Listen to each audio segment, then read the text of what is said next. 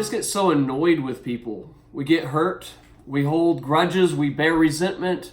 We think, he's just hurt me so badly. How could I ever forgive him? But think about, what if God dealt with his enemies the same way we deal with ours? It's kind of a scary thought, isn't it? In fact, that's what Matthew 18 is all about. Peter came to Jesus and said, how many times do I need to forgive my brother if he sins against me? 7 times, Lord? Well, Jesus says, how about 7 times 70? However many times it takes, you need to forgive them. You need to be willing.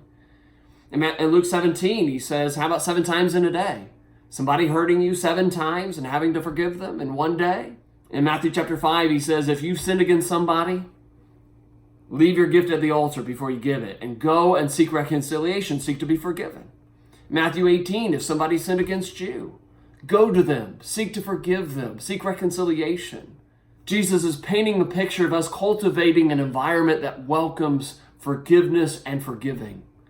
Brothers and sisters going to one another, seeking to be forgiven and seeking to forgive. We need to have that kind of environment. And so we need to have a forgiving spirit like Jesus did when he was hanging on the cross. Father, forgive them, for they know not what they do. That was reflected in Stephen as he was being stoned. Father, let this not be on their account. And so in Matthew 18, Jesus tells a story about a master who came to seek to settle accounts. And he came to a servant who owed him around 10,000 talents, around $10 to $15 million in today's cash. More than he could ever pay in a lifetime of service. That's us.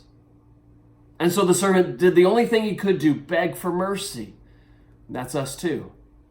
And so the master had compassion upon him, and he forgave him of his debts. But that same servant went to another servant who owed him 100 denarii, around $15,000, 4 months worth of wages. And that servant didn't have the money, and so he begged for mercy, and he refused. And the master hears about it, and he's infuriated. He calls him a wicked servant, and he throws him into the tortures to pay back all that he owes. The next time that we come to think, how could I ever forgive him? He just hurt me so badly.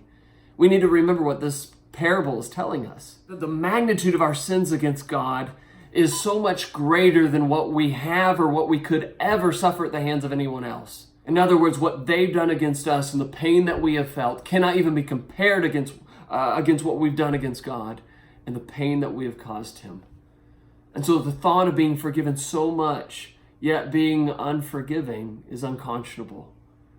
Not only is God willing to forgive us of a debt that we could never repay, but he's paid the price for us by his Son. And he's pleading with us through the gospel that we might be reconciled back to him.